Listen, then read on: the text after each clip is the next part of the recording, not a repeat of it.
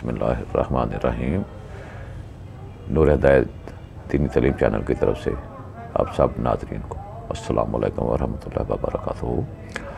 तो नाज़रीन कराम, मैं फिर आ गया हूँ आयत नंबर 61 से लेकर सूरह आल इमरान आयत नंबर 61 से आगे तर्जुमा। तो नाज़रीन कराम, मेरी आप सबसे गुजारिश है, जिन्होंने अभी तक इस चैनल को सब्सक्राइब नहीं किया, इसको फौरी सब्सक्राइब कर लें, घंटी को भी दबा दें ताकि मेरी हर आने वाली वीडियोज़ आप तक पहुंचती जाए, और इसको लाइक करें, इसको शेयर करें, सदका जारिया समझकर शेयर करें। तो नाज़रीन कराम, मुबाहला आपने सुना है, हुज़ूर अकरम सल्लल्लाहु अलैहि वसल्लम ने फरमाया था कि तुम अपने बेटों को, अपनी औरतों को, सबको ले आओ, मैं अपनों को ले आऊँ। तो ये मुबाहला का हुक्म अल्लाह ताला ने कुरान मजीद फुरकान हमीद में दिया था, ये बज़रिया वही आया था।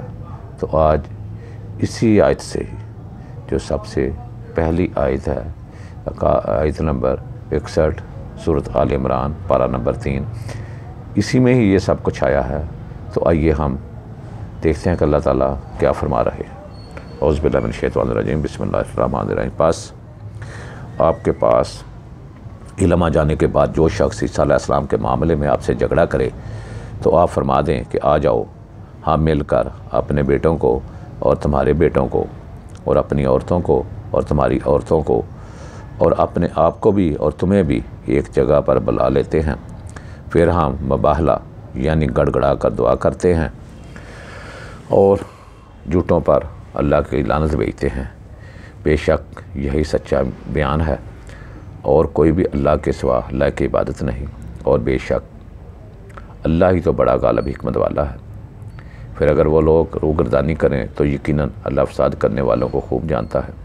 आप फरमा दें, अहले किताब, तुम इस बात की तरफ आ जाओ जो तुम्हारे और हमारे दरमियान यकसा है, वो ये कि हम एक अल्लाह के सिवा किसी की इबादत नहीं करेंगे, और हम उसके साथ किसी को शरीक नहीं ठहराएंगे, और हम में से कोई एक दूसरे को अल्लाह के सिवा रब नहीं बनाएगा।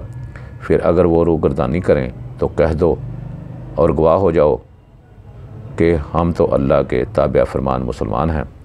अहले किताब, तुम इब्राहीम अलैहिस्सलाम के बारे में क्यों झगड़ते हो, यानी उन्हें यहूदी या नसरानी क्यों ठहराते हो, हालांकि तौरात और इंजील जिन पर तुम्हारे दोनों मज़हबों की बुनियाद है तो नाज़िल ही इनके बाद की गई थी। क्या तुम इतनी भी अक्ल नहीं रखते? सुन लो, तुम वही लोग हो जो इन बातों में झगड़ते रहते हो, जिसका तुम्हें कुछ ना कुछ इल्म था, मगर इन बातों पर क्यों तकरार करते हो जिनका तुम्हें सिरे से ही कोई इल्म नहीं, और अल्लाह जानता है और तुम नहीं जानते। इब्राहीम अलैहिस्सलाम ना यहूदी थे ना नसरानी, वो बातिल से जुदा रहने वाले सच्चे मुसलमान थे, और वो मुशरिकों में से भी ना थे। बेशक सब लोगों से बढ़कर इब्राहीम अलैहिस्सलाम के करीब और हकदार तो वही लोग हैं जिन्होंने इनके दीन की पैरवी की है, और वो यही नबी सल्लल्लाहु अलैहि वसल्लम और इन पर ईमान लाने वाले हैं, और अल्लाह ईमान लाने वालों का मददगार है। ऐ मुसलमानों, अहले किताब में से एक ग्रोह तो शदीद ख्वाहिश रखता है कि काश वो तुम्हें गुमराह कर सके, मगर वह फ़क्त अपने आप ही को गुमराही में मुब्तला किए हुए हैं, और उन्हें इस बात का शऊर नहीं। अहले किताब, तुम अल्लाह की आयतों का इनकार क्यों कर रहे हो, हालांकि तुम खुद गवाह हो, यानी तुम अपनी किताबों में से कुछ पढ़ चुके हो। अहले किताब, तुम हक़ को बातिल के साथ क्यों गलत मलत मिलाते हो, और हक़ को क्यों छिपाते हो, हालांकि तुम जानते हो। अहले किताब का एक ग्रोह लोगों से कहता है कि तुम इस किताब कुरान पर जो मुसलमानों पर नाजिल की गई है, दिन चढ़े यानी सुबह ईमान लाया करो, और शाम को इनकार कर दिया करो, ताकि तुम्हें देखकर और भी बरगज़श्ता हो जाए, और किसी की बात ना मानो सिवाय उस शख्स के जो तुम्हारे ही दीन का पैरोकार हो। बेशक हदायत तो फ़क्त हदायत इलाही है, और अपने लोगों से मज़ीद कहते हैं, ये भी हरगिज़ ना मानना कि जैसी किताब या दीन तुम्हें दिया गया है, इस जैसा किसी और को भी दिया जाएगा, या ये कोई तुम्हारे रब के पास तुम्हारे ख़िलाफ़ हुज्जत ला सकेगा। फरमा दें, बेशक फ़ज़ल तो अल्लाह के हाथ में है, जिसे चाहता है अता फरमाता है, और अल्लाह वुस्त वाला बड़े इल्म वाला है। वो जिसे चाहता है अपनी रहमत के साथ ख़ास फरमा लेता है, और अल्लाह बड़े फ़ज़ल वाला है। अहले किताब में ऐसे भी हैं कि अगर आप इसके पास माल का ढेर अमानत रख दें तो वो इसको लुटा देगा, और इन्हीं में से ऐसे भी हैं कि अगर उनके पास 1 दिनार अमानत रख दें तो वो आपको नहीं लुटाएगा, सिवाय इसके कि आप उसके सर पर खड़े रहें। ये इसलिए कि वो कहते हैं कि इन अनपढ़ों के मामला में हम पर कोई मुआखज़ा नहीं, और अल्लाह पर झूठ बांधते हैं और उन्हें ख़ुद भी मालूम नहीं। हाँ, जो अपना वादा पूरा करे और तकवा इख्तियार करे, इस पर वाक़या कोई मुआखज़ा नहीं। सो बेशक अल्लाह हर परहेज़गारों से मोहब्बत फरमाता है। बेशक जो लोग अल्लाह के अहद और अपनी कसमों का थोड़ी सी कीमत के इवज़ सौदा कर देते हैं, यही वो लोग हैं जिनके लिए आखिरत में कोई हिस्सा नहीं, और ना क़यामत के दिन अल्लाह इनसे कलाम फरमाएगा, और ना ही इनकी तरफ निगाह फरमाएगा, और ना इन्हें पाकीज़गी देगा, और इनके लिए दर्दनाक अज़ाब होगा। बेशक उनमें से एक गिरोह ऐसा भी है जो किताबें पढ़ते हुए अपनी ज़बानों को मरोड़ लेते हैं ताकि तुम इनकी उलट फेर कर की किताब का हिस्सा समझो, हालांकि वो किताब में से नहीं है। वो कहते हैं ये सब अल्लाह की तरफ से है। वो हरगिज़ अल्लाह की तरफ से नहीं है, और अल्लाह पर झूठ गढ़ते हैं, और ये उन्हें ख़ुद भी मालूम है। किसी बशर को ये हक़ नहीं कि अल्लाह उसे किताब और हिकमत और नबूवत अता फरमाए, मगर वो लोगों से ये कहने लगे कि तुम अल्लाह को छोड़कर मेरे बंदे बन जाओ, बल्कि वो तो ये कहेगा कि तुम अल्लाह वाले बन जाओ, इस सबब से कि तुम किताब सिखाते हो, और इस वजह से कि तुम खुद उसे पढ़ते भी हो, और वह पैगम्बर तुम्हें यह हुक्म कभी नहीं देता कि तुम फरिश्तों और पैगम्बरों को रब बना लो। क्या वो तुम्हारे मुसलमान हो जाने के बाद अब तुम्हें कुफर का हुक्म देगा?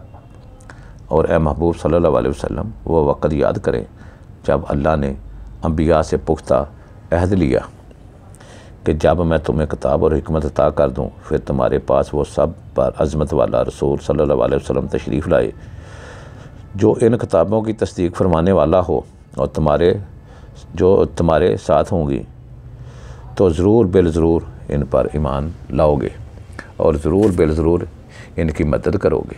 फरमाया, क्या तुमने इकरार किया और इस शर्त पर मेरा बारी अहद मजबूती के साथ हम लिया? सब ने अर्ज़ किया, हमने इकरार कर लिया। फरमाया कि तुम गवाह हो जाओ, और मैं भी तुम्हारे साथ गवाहों में हूँ। अब पूरी नस्ल आदम अलैहिस्सलाम ने तन्हा फरमाया, फिर जिसने इस इकरार के बाद रूह गर्दानी की, बस वही लोग नाफरमान हो गए। क्या ये अल्लाह के दीन के सिवा कोई और दीन चाहते हैं?